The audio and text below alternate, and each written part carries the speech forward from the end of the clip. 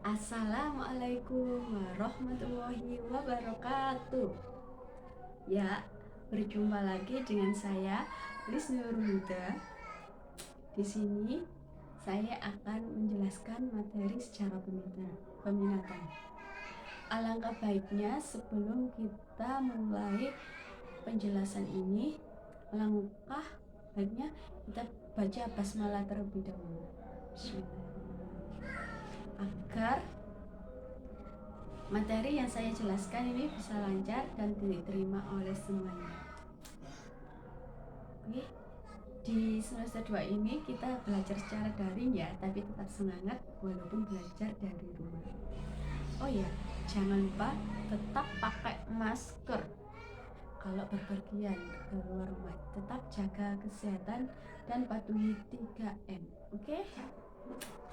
Nah, di sini saya akan menjelaskan tentang materi manusia purba di Indonesia dan di dunia yang bersebabkan pembagian zaman menurut geologi atau geologis.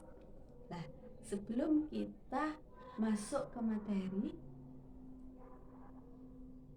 saya akan menjelaskan tentang, kan kita ketahui permukaan bumi ini tidak terbentuk secara langsung karena akan ada prosesnya, proses pembentukan permukaan bumi, alam semesta berserta isinya.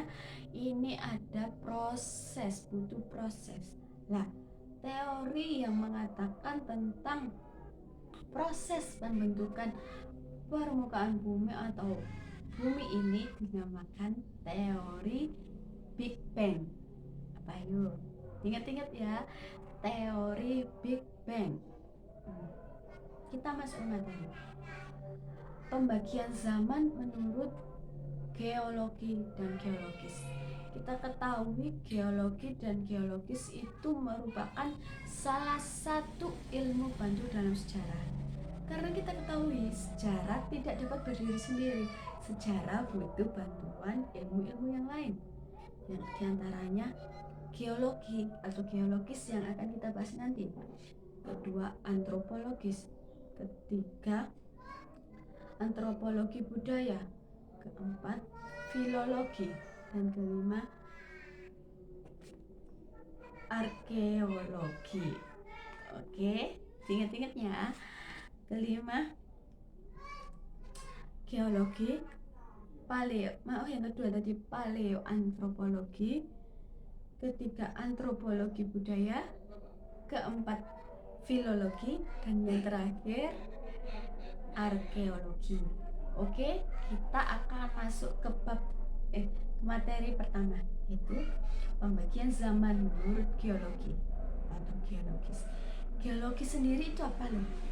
Ayo, geologi sendiri yaitu tentang komposisi atau sejarah perbumian. Tadi ada step-stepnya sendiri. Pembagian zaman berdasarkan geologi geologis itu dibagi menjadi 4. Siapa yang tahu? Ayo. 4 itu: 1. Arkeozoikum. 2. Paleozoikum. 3. Mesozoikum. Dan yang terakhir, Neozoikum. Ingat, Arkeozoikum, Paleozoikum, Mesozoikum, dan Neozoikum. Oke, diingat-ingat ya. Nah, pertama, Arkeozoikum. Apa sih Arkeozoikum itu? Arkeozoikum yaitu dimana yang masa berlanjut sekitar 2.500 juta tahun yang lalu. Kenapa disebut masa Arkeozoikum? Ayo siapa yang tahu? Disebut masa Arkeozoikum karena di sini belum adanya tanda-tanda kehidupan. Karena permukaan bumi masih panas. Jadi tidak ada makhluk hidup yang hidup di dalam masa Arkeozoikum. Kan permukaan bumi masih panas, makanya bumi belum stabil pada saat itu. Seperti itu. Yang kedua, apa tadi? Paleozoikum. Paleozoikum ini disebut juga zaman primer atau zaman pertama. Bu, kok disebut zaman pertama? Kan tadi ada Arkaezoikum. Ya, kan kita ketahui Arkaezoikum belum adanya kehidupan. Kalau Paleozoikum, karena di sini sudah muncul awal kehidupan, tapi belum secara stabil di zaman ini. Lah, di sini itu ada juga muncul daratan luas. Nah, daratan luas itu disebut apa? Ada yang ingat? Aduh, aku lupa. Apa ya daratan luas yang terjadi pada masa Paleozoikum? Ya, masa Paleozoikum disebut daratan luas itu disebut Pangea. Ada yang ingat? Pangea. Pangea sendiri itu bisa terjadi karena dibagi menjadi dua, wilayah utara sama selatan. Kenapa terbagi menjadi dua? Karena pada masa Paleozoikum ini iklim belum stabil, hujan masih turun derasnya, sehingga benua-benua daratan yang terbentuk tadi terpisah menjadi dua bagian. Nah, Pangea sendiri ada 6, diantaranya Amerika Utara, Amerika Selatan, Eurasia, Australia, Atlantik, dan Australia, Afrika. Nah, untuk wilayah bagian utara sendiri ada Amerika Utara dan Eurasia. Ingat-ingat ya. Kalau bagian selatan ada Afrika, Australia, Atlantika, Afrika Selatan, Amerika. Oke. Nah, di sini untuk wilayah utara itu dinamakan apa ya? Apa? Ibu lupa. Ayo, sama yang ingat. Wilayah Pangea Utara disebut dengan Laurasia. Wilayah Pangea Utara disebut Laurasia. Untuk selatan yaitu Gondwana. Ingat-ingat ya. Ingat-ingat ya. Pada zaman Paleozoikum ini bisa dibagi menjadi 5, yaitu Kambrium. Kambrium itu terjadi sekitar 590 sampai 500 juta tahun yang lalu. Di sini contohnya makhluk yang hidup itu makhluk yang memiliki sel satu dan tidak bertulang belakang. Nah, itu contoh makhluk yang hidup di zaman Kambrium.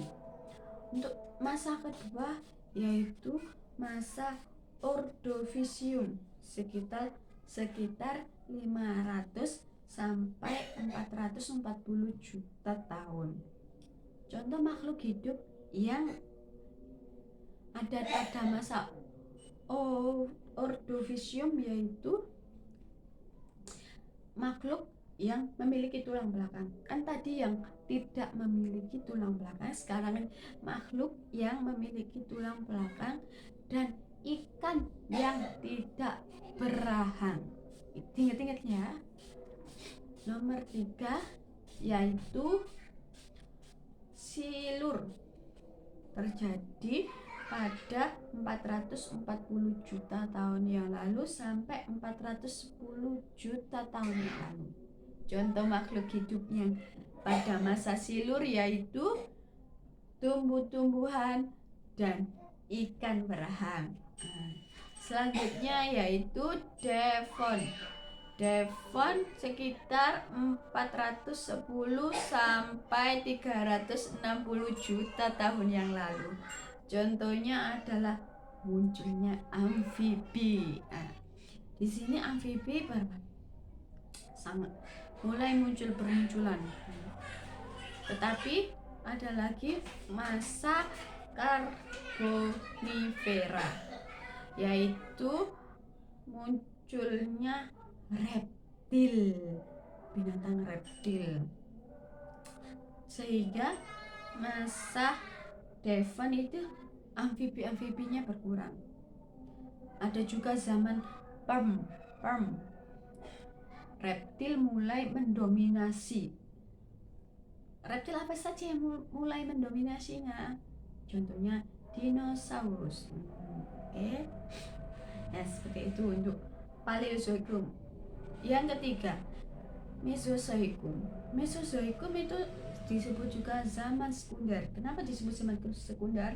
Karena terjadi pada zaman kedua. Kan zaman pertama tadi zaman Paleolitikum, zaman primer atau zaman tua. Kedua itu zaman Mesozoikum atau zaman sekunder. Pada zaman ini berlangsung sekitar 65 sampai 200 juta tahun yang lalu. Masa-masa contoh masa zaman Mesozoikum ada 3, yaitu zaman Trias. Zaman Trias ini sekitar 250 sampai 210 juta tahun yang lalu. 250 sampai 210 juta tahun yang lalu. Contohnya reptil-reptil juga.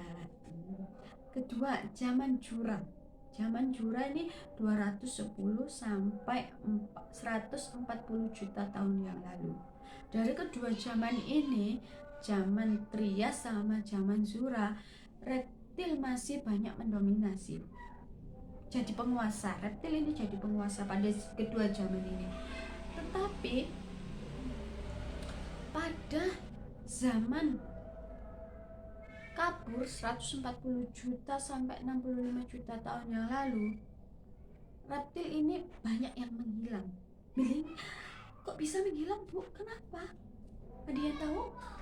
Ya, reptil menghilang karena adanya meteor yang jatuh ke permukaan bumi sehingga menyebabkan makhluk-makhluk hidup, makhluk yang ada di seluruh permukaan bumi menjadi punah, tak tersisa.